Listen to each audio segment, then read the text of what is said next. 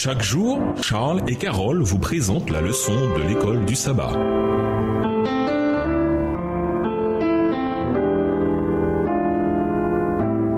Dans votre émission, Dieu nous parle. nous voilà à la leçon de dimanche, la main de Paul.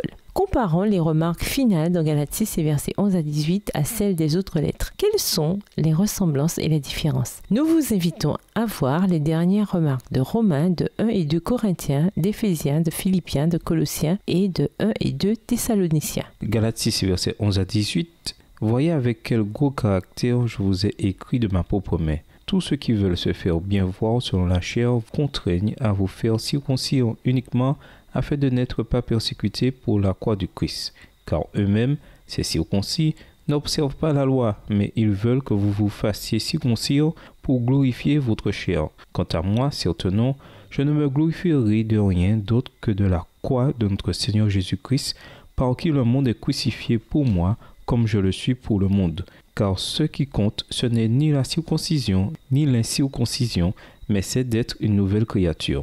Sur tous ceux qui suivront cette règle, paix et miséricorde, ainsi que sur l'Israël de Dieu. Du reste, que personne ne me fasse de la peine, car je porte sur mon corps les marques de Jésus. Frères, que la grâce de notre Seigneur Jésus-Christ soit avec votre esprit. Amen. Les dernières remarques de Paul ne sont pas toujours uniformes, mais elles ont certains éléments en commun. Premièrement, des salutations à des individus précis. Deuxièmement, une exhortation finale. Troisièmement, une signature personnelle. Et quatrièmement, une bénédiction finale. Quand on compare ces caractéristiques aux remarques finales dans Galates, deux différences significatives apparaissent. D'abord, contrairement à beaucoup des lettres de Paul, Galates ne comporte aucune salutation personnelle. Pourquoi ?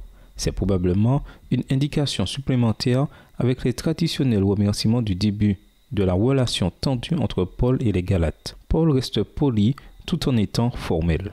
Deuxièmement, n'oublions pas que c'était la coutume de Paul de dicter ses lettres à un scribe, Romains 16, verset 22. Ensuite, Paul prenait souvent la plume lui-même pour écrire quelques mots de sa propre main pour terminer la lettre, 1 Corinthiens 16, verset 21. Dans Galates, cependant, Paul change ses habitudes. Quand il prend la plume des mains du scribe, Paul est encore tellement préoccupé par la situation en Galatie qu'il termine en écrivant plus que d'habitude. Il ne peut tout simplement pas poser la plume avant d'avoir plaidé avec les Galates une fois de plus pour qu'ils se détournent de leur voie insensée. De Galates 6, verset 11, Paul souligne qu'il a écrit la lettre avec de grandes lettres. Nous ne savons pas véritablement pourquoi. Certains ont avancé que Paul ne faisait pas référence à la taille des caractères, mais à leur déformation. Peut-être les mains de Paul étaient-elles handicapées à cause de la persécution ou tordues à force de fabriquer des tottes, à tel point qu'il ne pouvait plus écrire ses lettres avec précision.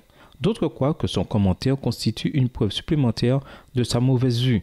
Bien que les deux idées soient possibles, on peut conclure simplement que Paul écrivait sciemment avec de grosses lettres afin de souligner son idée, de la même manière qu'aujourd'hui nous mettons en évidence un mot ou une notion importante en le soulignant et le mettant en italique ou bien en l'écrivant en majuscule. Quoi qu'il en soit, Paul voulait sûrement que ses lecteurs tiennent compte de son avertissement et de ses remontrances. Et nous vous laissons avec la question du jour, pourquoi revenons-nous sans cesse à nos chaînes? Au revoir. Et à demain si Dieu veut. Dieu nous parle. Chaque jour, Charles et Carole vous présentent la leçon de l'école du sabbat.